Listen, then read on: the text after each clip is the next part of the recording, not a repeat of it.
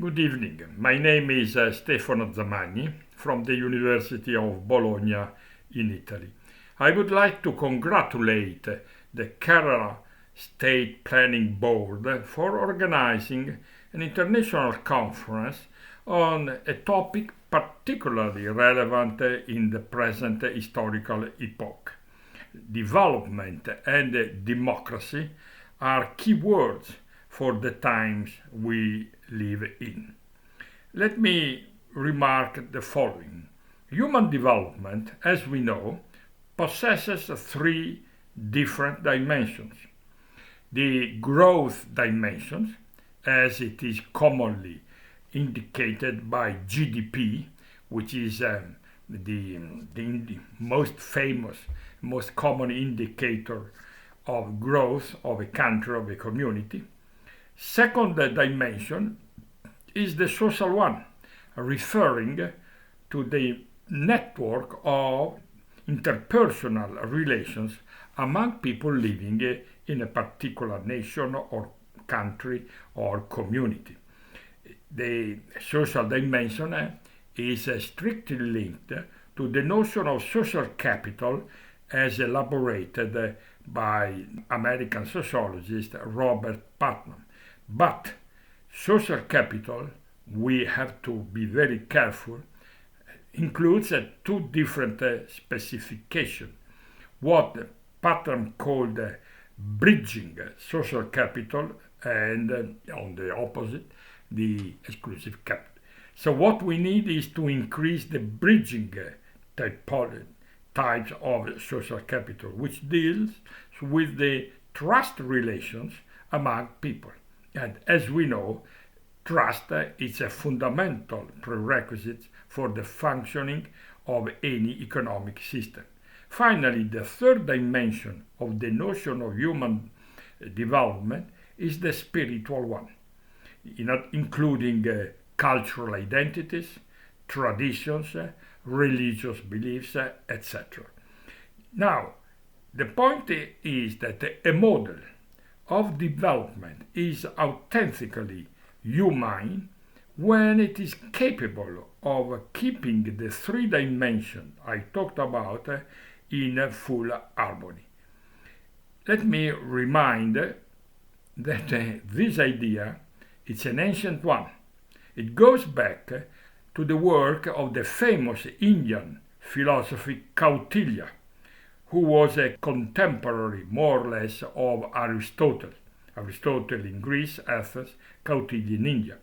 And if we read carefully his major work, whose title I hope to be able to pronounce it properly, Arthasastra, we find exactly this idea, that it is not enough for a community to flourish if attention is given only to the growth dimension. But the growth dimension has to be balanced with the other two dimensions, the social one and the spiritual one. Unfortunately, what is the case in our societies today, in the last at least 70, 80 years, is that the growth dimension has literally cancelled the other two dimensions. This is the root of the major problems that we are facing nowadays. Let me switch to the other key words, democracy. As we know, democracy, literally, it's a Greek word meaning power to the people. Kratos in Greek means power. Demos means people.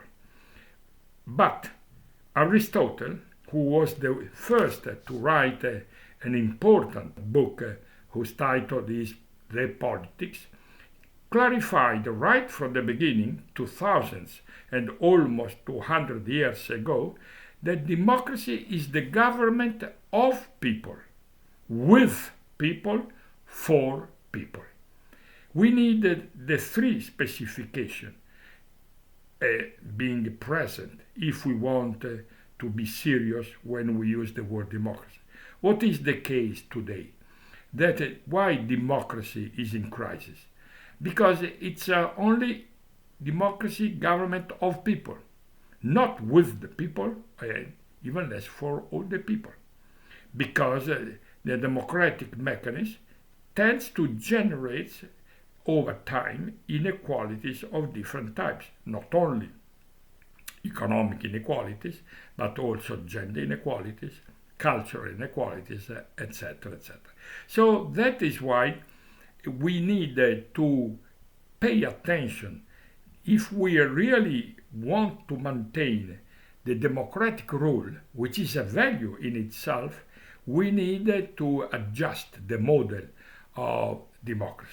And the model that in different parts of the world today is taken into consideration is the model of deliberative democracy. The mere representative model of democracy, which means government of people, is not enough. Is not enough. Because you cannot have a real democratic regime when you have growing inequalities and, above all, when there is no social cohesion. Was called by Aristotle civil friendship, civil sense. Now, all this, what I said, what's the link with the topic of cooperative? Cooperation in general and cooperatives or cooperative firms in particular. There is the major point I'd like to develop is that we need more and more true cooperatives in order to move towards an authentic human economic development. Why is that so? Plato, in his work called Phaedrus, a famous one, he uses a metaphor. Plato was the teacher of Aristotle. And the metaphor says the following: the furrow will be straight if the two horses drawing the plough proceeds at the same pace. In ancient Greece, the plough was drawn by horses, not by oxen, as for instance in other countries, European countries or other parts of the world. And the two horses, this is a metaphor, what do they represent? One horse represents the competitive principle. The other horse represents the cooperative principle.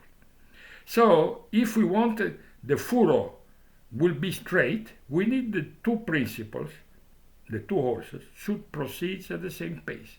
What happened, on the other hand, at the world level, in the last, let's say, less than a century, that the competitive principle has overtaken, or even better, expelled the cooperative principle. And that is another reason why, if I will have the time to elaborate on this point, we observe what we observe. Because without the cooperative principle, we will never be able to talk about common goods. Environment is a common good, it's not a public good. Who said so? It's ignorant of economic and philosophical matters. But if we do not give more emphasis to those type of firms and economic organizations which put into practice the cooperative principle, there is no hope that we can redress the working of our economies. So that is why talking of cooperative firms, it's important in particular in this historical period. Another example has to do with the expansion of the third industrial revolution in the forms of artificial intelligence, agentic artificial. Nowadays, we know that without cooperative structures, the risk associated to the expansion or even explosion of agentic artificial intelligence are very high. So putting into the public debate, both in economics and in political science, the necessity to expand the cooperative principle is a major point in our societies today. So I hand up at this point. Let me conclude with my best wishes for the forthcoming conference, in which I have reasons to believe that it will represent a major step forward in the direction that I tried in few minutes to develop.